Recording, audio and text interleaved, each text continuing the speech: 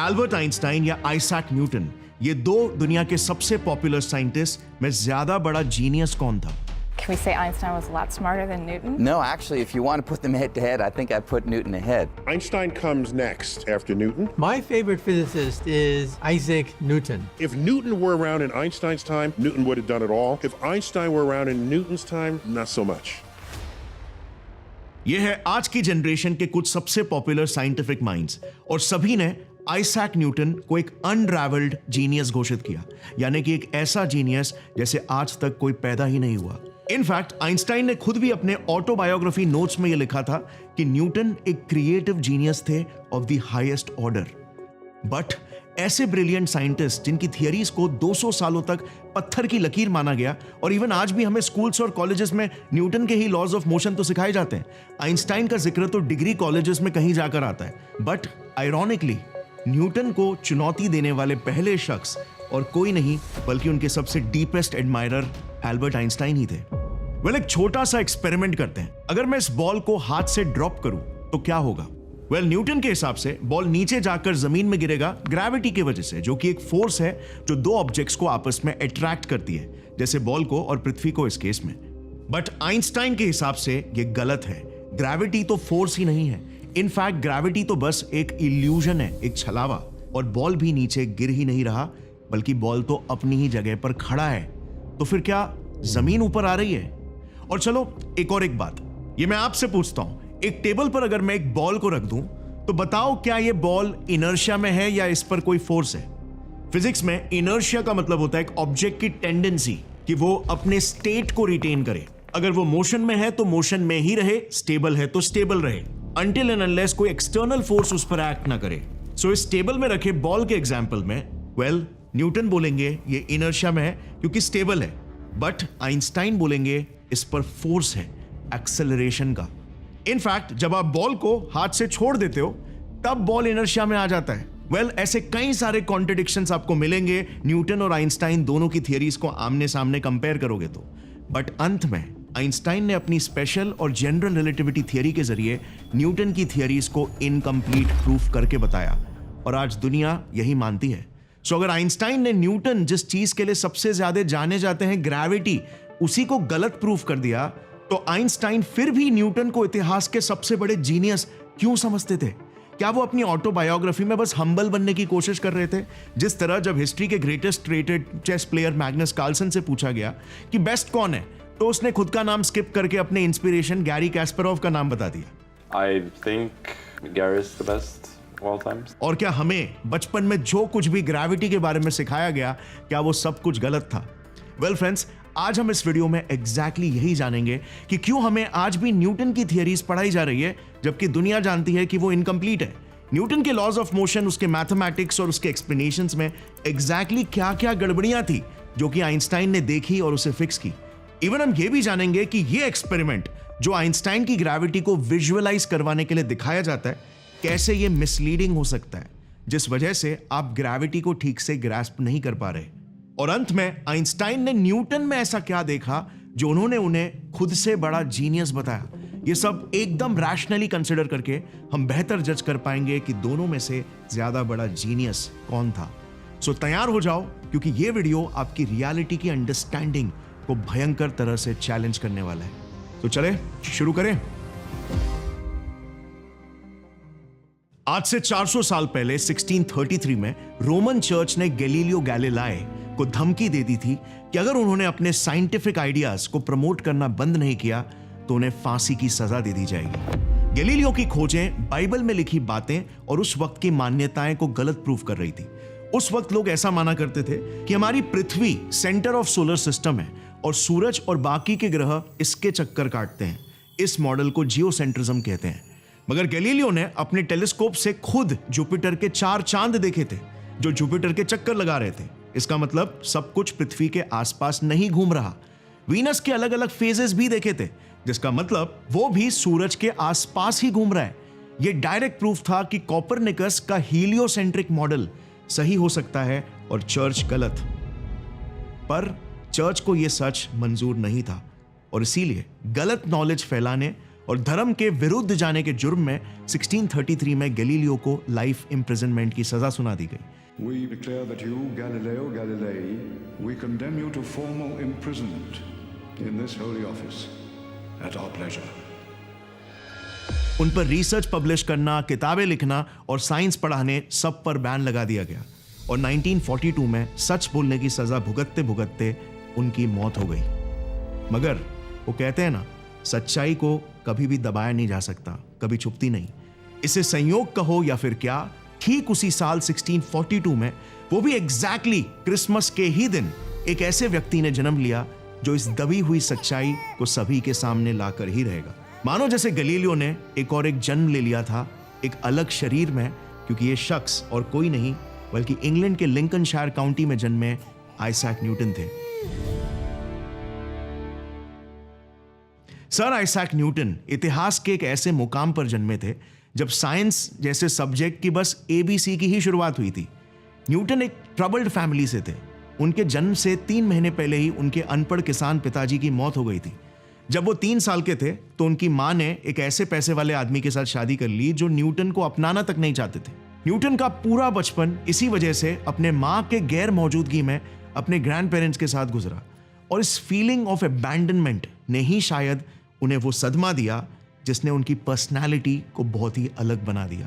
एकदम अलूफ रहना, किसी पर भी ट्रस्ट नहीं करना, चीजों को पकड़ कर रखना, एक्सट्रीमली ऑब्सेसिव, बदला निकालना, ये कुछ डार्क पर्सनैलिटी ट्रेट्स है न्यूटन के जो आप उनकी बायोग्राफीज में जगह जगह देखोगे। जैसे उन्होंने बाद में अपने सिंस की एक लिस्ट बनाई थी जिसमें उन्होंने अपने टीनेज के थॉट्स को बयां किया था। उसमें उन्होंने ये लिखा कि एक पॉइंट पर वो इतने फ्रस्ट्रेटेड हो गए थे कि उन्हें अपनी मां और अपने स्टेप फादर को जला देने तक के थॉट्स आ रहे थे। बट एनीवे, उनकी मां का कुछ ही सालों में डाइवोर्स हो गया और वो वापस से न्यूटन के साथ रहने चली आई। 15 साल की उम्र में वो न्यूटन की पढ़ाई को छुड़वाकर खानदानी जमीन में खेती कराने के लिए लगाना चाहती थी, पर न्यूटन तो कुछ अलग ही मिट्टी के बने थे। इनफैक्ट खेती बाड़ी करते समय भी वो अक्सर पेड़ के नीचे बैठकर मैथ के प्रॉब्लम सॉल्व किया करते। उनके स्कूल के हेडमास्टर ने न्यूटन में हुनर देखकर उनकी मां को कन्विंस किया कि वो उन्हें पढ़ाई करने कैम्ब्रिज भेजे, जहां से ही न्यूटन के ग्रेटनेस की जर्नी की शुरुआत होती है। मतलब न्यूटन के सक्सेस में उनके हेडमास्टर का कितना बड़ा हाथ था, उनकी काबिलियत पहचान कर उन्हें सही डायरेक्शन देने में। अब सोचो, अगर आज के हमारे इंजीनियरिंग और मेडिकल के स्टूडेंट्स को भी ऐसे ही मेंटोर्स मिले तो। आफ्टर ऑल, IIT या नीट क्रैक करना सिर्फ एक सफर नहीं बल्कि एक जुनून होता है। हर दिन नई थियरीज को एक्सप्लोर करना, फिजिक्स के कॉम्प्लेक्स इक्वेशंस को सिंप्लीफाई करना और एक ही न्यूमेरिकल को मल्टीपल अप्रोचेस से सॉल्व करना, यह सिर्फ पढ़ाई नहीं बल्कि एक मिशन है। और इसीलिए देश के फ्यूचर डॉक्टर्स और इंजीनियर्स की इसी मेहनत का सम्मान करने के लिए अनअकैडमी लेकर आया है आरंभ, देश का सबसे बड़ा एजुकेशनल फेस्टिवल, सिर्फ आपके लिए 1 मार्च शाम के 7 बजे YouTube लाइव पर। लास्ट ईयर का अनअकैडमी आरंभ पर्सनली मैंने भी अटेंड किया था, तो इस बार का इवेंट और भी धमाकेदार होने वाला है। इंडिया के most loved cricketer Jasprit Bumrah एक बड़ा सरप्राइज रिवील करने वाले हैं। इवेंट में आपके फेवरेट एजुकेटर्स और JEE नीट टॉपर्स भी होने वाले हैं। प्लस थोड़ा ह्यूमर ऐड करने के लिए इस इवेंट को कॉमेडियंस रवि गुप्ता और सुनील ग्रोवर भी अटेंड करने वाले हैं। इस इवेंट में गेम ऑफ ज्ञान साइंस क्विज भी होने वाला है, जिसमें पार्टिसिपेट करके आप जीत सकते हैं प्राइजेस वर्थ लैक्स। पिछले साल एक एस्पिरेंट को थार मिली थी और इस बार कई अनएक्सपेक्टेड गिफ्ट्स होने वाले। तो अगर आप भी एक IIT या नीट एस्पिरेंट हैं तो 1 मार्च शाम को 7 बजे अनअकैडमी आरंभ लाइव जरूर देखना। लिंक मैं नीचे डिस्क्रिप्शन में डाल रहा हूं, नोटिफाई मी पर क्लिक करना। और अब वापस से लौट आते हैं हमारे मेन टॉपिक पर। हम डिस्कस कर रहे थे कि कैम्ब्रिज में ऐसा क्या हुआ जिससे न्यूटन की ग्रेटनेस की जर्नी की शुरुआत हुई। कॉलेज में एंटर करते ही वो कुछ ही दिनों में ये समझ गए कि यहां पर तो आउटडेटेड कॉन्सेप्ट्स पढ़ाए जा रहे हैं, जैसे एरिस्टोटल के जमाने की फिजिक्स। एरिस्टोटेलियन फिजिक्स के हिसाब से ग्रेविटी जैसी कोई चीज ही नहीं होती। हर एक ऑब्जेक्ट की बस एक नेचुरल टेंडेंसी होती है कि वो एक नॉन रेस्टेड स्टेट से रेस्टेड स्टेट में आए। जैसे फॉर एग्जांपल, एक बॉल को छोड़ने पर वो नीचे जमीन पर गिरकर स्टेट ऑफ रेस्ट में आ जाता है। जितना बड़ा ऑब्जेक्ट होगा उतनी ज्यादा उसकी टेंडेंसी होगी स्टेट ऑफ रेस्ट में आने की। अब मैं आपको एक कॉमन सेंस वाला सवाल पूछता हूं, इसका जवाब देना मुझे। मैं 2 बॉल्स लेता हूं, एक बड़ा ज्यादा मास वाला और दूसरा कम मास वाला। अब ऊपर से एक साथ छोड़ने पर कौन सा बॉल पहले नीचे गिरेगा? आपका कॉमन सेंस क्या बता रहा है? वेल, एरिस्टोटल के हिसाब से जिस बॉल का जितना ज्यादा मास होगा उसकी उतनी ज्यादा स्टेट ऑफ रेस्ट में आने की टेंडेंसी होगी और इसीलिए ज्यादा मैसिव बॉल पहले नीचे गिरेगा। बट न्यूटन को यह बात हजम नहीं हो रही थी। अच्छा, न्यूटन को उस जमाने के एरिस्टोटेलियन फिजिक्स की एक बात हजम नहीं हो रही थी। दावा कि एक ऑब्जेक्ट को आगे मूव होते रहने के लिए कांस्टेंट फोर्स की जरूरत होती है। फोर्स लगाना बंद तो ऑब्जेक्ट का मूव होना भी बंद और वो स्टेट ऑफ रेस्ट में आ जाएगा, क्योंकि रिमेंबर हर ऑब्जेक्ट के पास तो नेचुरल टेंडेंसी होती है स्टेट ऑफ रेस्ट में रहने की। यानी कि एरिस्टोटल के लिए इनर्शिया का भी कॉन्सेप्ट नहीं था। सो नो ग्रेविटी का कॉन्सेप्ट और नो इनर्शिया का कॉन्सेप्ट। अब न्यूटन को क्यों ये नहीं जम रहा था? क्योंकि उन्हीं की एक इंस्पिरेशन गैलीलियो ने 1589 में already leaning tower of Pisa में से एक एक्सपेरिमेंट करके दिखाया था कि दो बॉल्स को एक साथ फेंकने पर दोनों बॉल्स वाकई में एक ही साथ नीचे गिरते हैं, irrespective of their mass. So objects के मास का ज्यादा या कम होने का नीचे पहले गिरने पर ज्यादा कोई लिंक नहीं है। और इसीलिए सच्चाई की अकेले खोज करने के जुनून में न्यूटन मॉडर्न आइडियाज वाले साइंटिस्ट और फिलोसोफर्स जैसे गैलीलियो, कोपरनिकस, डिकार्ट्स, कैवेलरी की किताबें सेल्फ स्टडी करने लगे। जस्ट इमेजिन, आप कॉलेज पढ़ने गए और कुछ ही दिनों में आप समझ गए कि ये तो आउटडेटेड कॉन्सेप्ट्स पढ़ा रहे और खुद की ही पढ़ाई खुद ही करने लग गए। ऐसी सोच वाले साइंटिस्ट कुछ अलग ही कर दिखाते हैं। उन्होंने एक स्पेशल नोटबुक भी बनाई थी, क्वेश्चने क्वाइडम फिलोसफिके के नाम से, जिसका मतलब है सर्टेन फिलोसफिकल क्वेश्चंस, जिसमें उन्होंने एक बहुत ही ब्यूटीफुल बात लिखी थी। एरिस्टोटल मेरे दोस्त है, प्लेटो मेरे दोस्त है, बट मेरी बेस्ट फ्रेंड है सच्चाई। अपने यूनिवर्सिटी डेज में 4 सालों तक सेल्फ स्टडी करने के बाद न्यूटन को मोशन और ग्रेविटी के कॉन्सेप्ट में क्लैरिटी हासिल होने लगी। न्यूटन ने जब चीजों को नीचे गिरते हुए देखा तो उनके दिमाग में 2 पावरफुल थॉट्स आए और दोनों थॉट्स ने आगे जाकर 2 बड़े इन्वेंशंस किए। पहला थॉट, यार ये जो चीजें नीचे की तरफ गिरती है ना, क्या ये टेंडेंसी कोई फोर्स की वजह से है? और कहीं यही सेम फोर्स हमारे चांद को अर्थ के ऑर्बिट में बनाए तो नहीं रखा हुआ है? उस समय तक केपलर के laws of planetary motion invent हो चुके थे और इसीलिए न्यूटन को यह तो पता था कि चांद पृथ्वी के अराउंड एलिप्टिकल ऑर्बिट में घूमता है, बट किसी को यह नहीं पता था कि आखिर क्यों। बस फॉर सम रीजन ये अज्यूम कर लिया गया था कि घूमता है। सो न्यूटन को बस किसी तरह ये प्रूफ करके दिखाना था कि जो फोर्स एप्पल को नीचे गिरा रही है वही फोर्स चांद को भी पृथ्वी के अराउंड घुमाए रख रही है। और इसी तरह ग्रेविटी का कॉन्सेप्ट डिस्कवर हुआ। अब ये आइडिया उस वक्त ना एरिस्टोटल के जमाने के फिलोसोफर्स और ना गैलीलियो ना कोपरनिकस किसी को भी कभी नहीं आया कि एक फोर्स जो 2 ऑब्जेक्ट्स को एक दूसरे से अट्रैक्ट करती है वो चांद को अर्थ के अराउंड कैसे घुमा रही है। चांद अर्थ से क्रैश क्यों नहीं हो जाता? वेल, इसे न्यूटन के ही एक thought experiment Newton's cannon ball के एग्जाम्पल से समझते हैं। अगर आप पृथ्वी से कैनन बॉल कम फोर्स से शूट करोगे तो पृथ्वी उसे नीचे अट्रैक्ट कर लेगी और वो नीचे गिर जाएगा। और वहीं पर अगर आपने बहुत ही फोर्स से उसे शूट किया तो वो सीधा अर्थ के एटमॉस्फेयर को चीरते हुए स्पेस में उड़ जाएगी, जैसे रॉकेट्स उड़ जाते हैं। बट अगर आपने ठीक उतना ही फोर्स लगाया कि अर्थ उसे नीचे जमीन पर भी ना खींच पाए और उसमें फॉरवर्ड एक्सेलरेशन भी उतना नहीं है कि वो सीधा स्पेस में ही उड़ जाए, तो वो हमेशा के लिए बस नीचे गिरता ही चला जाएगा, पर कभी भी पृथ्वी के ग्राउंड को टच नहीं करेगा। इसे ही उन्होंने एक ऑर्बिट कहा कि जो फोर्स चीजों को नीचे गिरा रही है वही चांद को भी अर्थ के अराउंड घुमा रही है। बस उन्हें अब इसे मैथमेटिकली प्रूफ करके बताना था। अब वो कैसे करते? Just wait and watch. But उससे पहले दूसरा थॉट जो उन्हें गिरती हुई चीजों को देखकर आया वो ये था कि जैसे ही कोई ऑब्जेक्ट नीचे गिरता है तो उसके नीचे गिरने की स्पीड को तो हम इजीली मेजर कर सकते हैं डिस्टेंस अपॉन टाइम के फॉर्मूला से। बट प्रॉब्लम यह है कि ये फॉर्मूला तो हमें उस ऑब्जेक्ट के नीचे गिरने की सिर्फ एवरेज स्पीड को ही कैलकुलेट कराता है। अगर हमें लेट्स से ये पता करना है कि गिरने के एग्जैक्ट 2 सेकंड बाद उस एग्जैक्ट पॉइंट पर एप्पल की स्पीड या वेलोसिटी क्या थी, तो उसे कैसे कैलकुलेट कर सकते हैं? अब इसका जवाब दे पाने के लिए ना उन्होंने लिटरली एक नए किस्म के मैथ को ही इन्वेंट कर लिया जो आज लिटरली 80% फिजिक्स में यूज होता है, calculus. Physics is all about change and calculus describes change.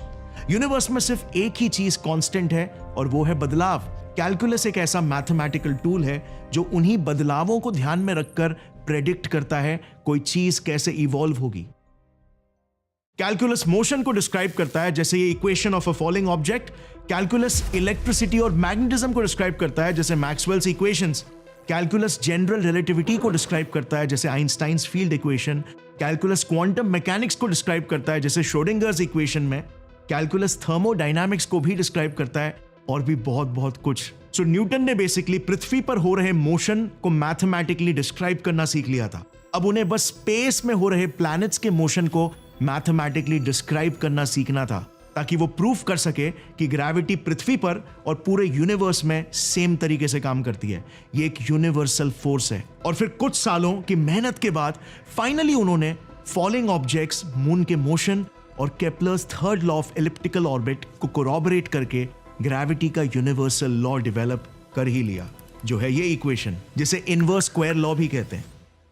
अब एक पॉइंट टू नोटिस, ये यूनिवर्सल इक्वेशन भले ही न्यूटन ने डेवलप किया हो, मगर इनवर्स स्क्वायर लॉ का आइडिया पुराना था, जिसके लिए न्यूटन ने बुलियार्डिस और बोरेली को क्रेडिट दिया, जो कि पहले ही ये हाइपोथेसाइज कर चुके थे कि सूरज से एक फोर्स है जिसका इंपैक्ट हर स्क्वायर डिस्टेंस में आधा होते जाता है। पर कोई भी इन आइडियाज को न्यूटन की तरह कनेक्ट करके मैथमेटिकली प्रूफ करके नहीं बता पाया था। Only Newton could do it because he was a mathematical genius. और इससे हमें एक और एक चीज सीखने को मिलती है। साइंटिफिक डिस्कवरीज में मेरे हिसाब से 60% इमेजिनेशन और आइडियाज का रोल होता है, और 40% मैथ का, जो उस आइडिया को प्रूफ करने में हेल्प करता है। आइडिया डायरेक्शन देता है और मैथ वहां तक चलाता है। और इसीलिए आइंस्टाइन ने भी कहा था, imagination is more powerful than knowledge.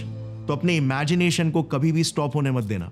इन्हीं लर्निंग से न्यूटन ने फिर अपने 3 लॉज ऑफ मोशन को भी अपने प्रिंसिपिया मैथमेटिका बुक में पब्लिश किया, along with the concept of gravity। इस बुक ने मॉडर्न फिजिक्स का एक ऐसा स्ट्रॉन्ग फ्रेमवर्क खड़ा कर दिया कि न्यूटन की ये किताब साइंस की बाइबल की तरह हो गई, और न्यूटन अपना काम करके हंसी खुशी 31 मार्च 1727 को चल बसे।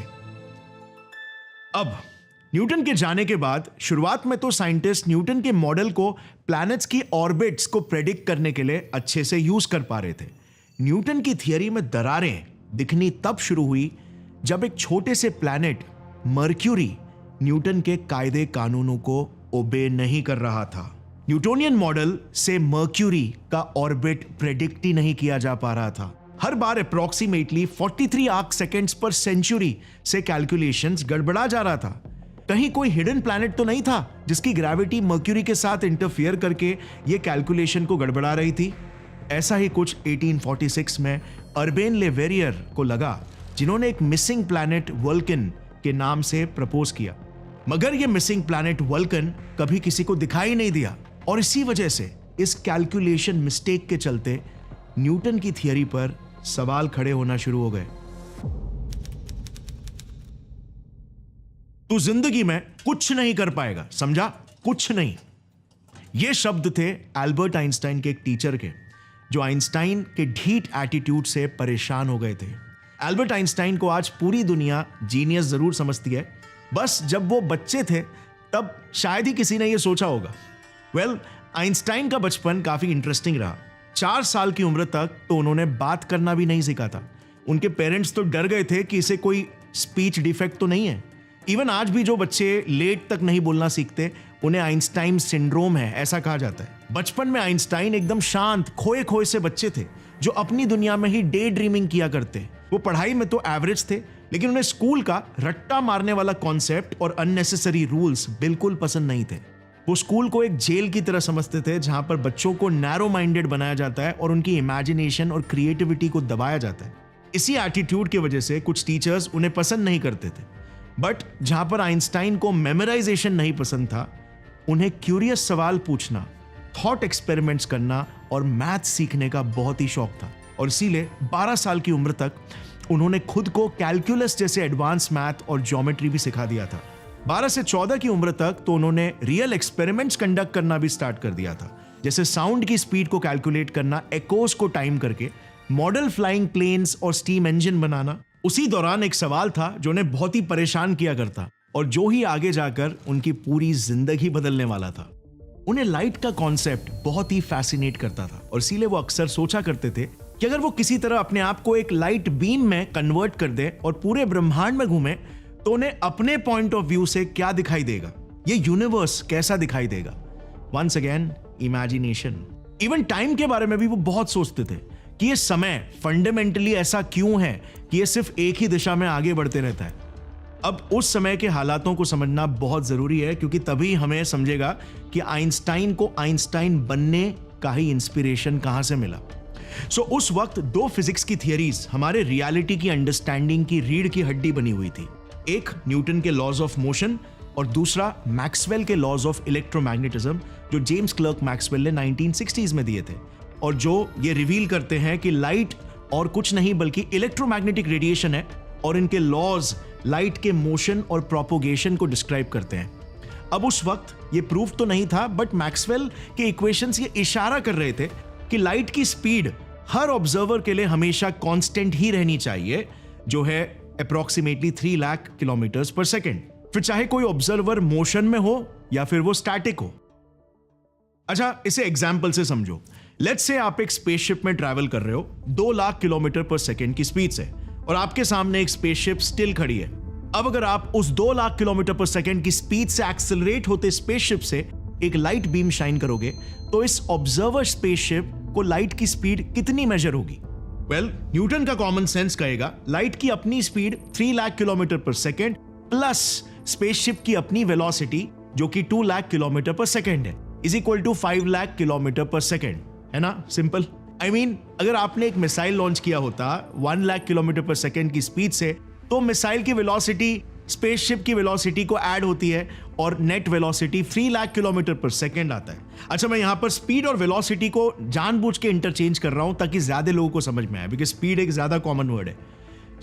ये सिंपल न्यूटोनियन रिलेटिव मोशन है कि 2 स्पीड्स ऐड होने चाहिए, बट लाइट के केस में ऐसा नहीं होता है। ऑब्जर्वर को लाइट की स्पीड कांस्टेंट यानी 3 लाख किलोमीटर पर सेकेंड ही दिखाई देगी। इनफैक्ट लाइट की स्पीड हमेशा हर ऑब्जर्वर के लिए हमेशा कांस्टेंट ही रहेगी।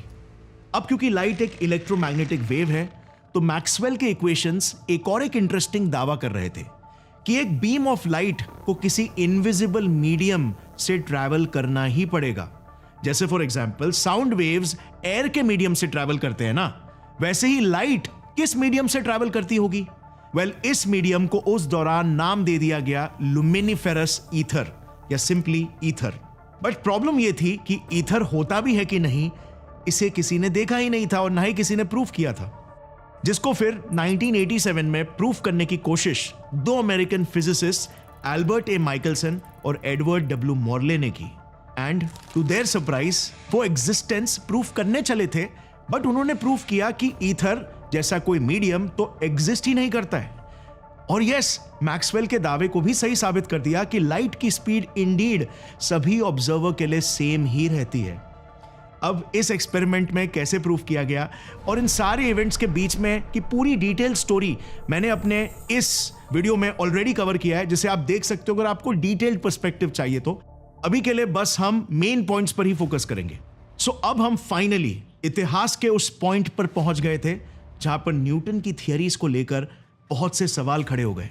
अगर न्यूटन कहता है कि सारा मोशन रिलेटिव है, यानी कि वेलोसिटीज ऐड होती है, जैसे हमने पहले स्पेसशिप वाले एग्जाम्पल में देखा, तो मैक्सवेल के दावों पर खरे उतरकर माइकलसन और मॉर्ले ने कैसे यह प्रूफ कर लिया कि लाइट की स्पीड कांस्टेंट ही है? क्यों वो ऐड नहीं होती बाकी चीजों की तरह? क्या लाइट स्पेशल है? और इसी दौरान होती है इस कहानी में आइंस्टाइन की एंट्री और स्पेशल थियरी ऑफ रिलेटिविटी की शुरुआत, जिसमें लाइट को आइंस्टाइन ने वो स्पेशल एलिमेंट कंसिडर किया। आइंस्टाइन ने 1905 में इसी कंफ्यूजन को क्लियर करने के लिए एक साइंटिफिक पेपर पब्लिश किया, जिसने फिजिक्स कम्युनिटी की दिशा को ही हमेशा के लिए बदल कर रख दिया। पेपर का नाम था इलेक्ट्रोडायनामिक्स ऑफ मूविंग बॉडीज, और इस पेपर में उन्होंने बेसिकली पूरे ईथर के कॉन्सेप्ट को ही रिजेक्ट कर दिया। इसी के साथ उन्होंने न्यूटन के लॉज के भी कुछ ग्लेरिंग फॉल्ट्स पर उंगली उठा ली। इस पेपर में बेसिकली आइंस्टाइन ने ईथर को आउट करके उसे एक बहुत ही न्यू और फैसिनेटिंग कॉन्सेप्ट स्पेस टाइम से रिप्लेस कर दिया। बेसिकली ये जो हम आसपास और यूनिवर्स में हर जगह जो स्पेस देख रहे हैं ना, वो सिर्फ स्पेस नहीं बल्कि वो स्पेस टाइम है, जो 3 dimensions ऑफ स्पेस और 1 dimension ऑफ टाइम का बना हुआ है। स्पेस और टाइम आपस में फंडामेंटली जुड़े हुए हैं, इनसेपरेबल है। There can be no space without time and no time without space according to Einstein's model. अब ये एक टोटली ग्राउंड ब्रेकिंग आइडिया था जो न्यूटन की थियरी के अगेंस्ट जा रहा था। इनफैक्ट आगे चलकर तो आइंस्टाइन एक के बाद एक ऐसे कॉन्सेप्ट्स, आइडियाज और थियरीज पब्लिश करेंगे जो न्यूटन की थियरी की इनकम्प्लीटनेस को एक्सपोज करेंगे। सो आखिर क्या थे वो आइडियाज? सो चलो अब इसके आगे ना हम स्टोरी से हटकर डायरेक्ट 1-on-1 कंपैरिजन करेंगे न्यूटन वर्सेस आइंस्टाइन की दुनिया देखने के नजरिए को, क्योंकि कई बार तो ये दोनों साइंटिस्ट के व्यूज एकदम ऑपोजिट लगते हैं। स्कूल में हमें न्यूटन के लॉज सिखाते हैं, बट फिर आगे चलकर आइंस्टाइन क्यों बोलते हैं कि न्यूटन गलत है? हमें किसको ट्रस्ट करना चाहिए आफ्टर ऑल? और आइंस्टाइन ने न्यूटन के आइडिया को चैलेंज करते हुए कहा था कि एप्पल तो नीचे गिरता ही नहीं है, बल्कि जमीन एक्सेलरेट कर रही है। सो जमीन आखिर चारों बाजू से एक्सेलरेट कैसे कर सकती है? अच्छा, अब बहुत ही कम लोगों को यह भी पता होगा कि दो किस्म की ग्रेविटीज होती है, एक रियल और एक फेक। और आप और मैं जो ग्रेविटी एक्सपीरियंस करते हैं वो फेक ग्रेविटी है।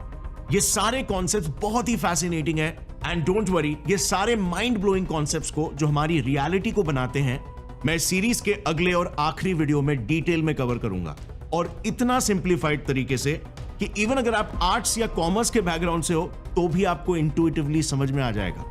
अगला part within a week आ जाएगा। See you very soon. जय हिंद।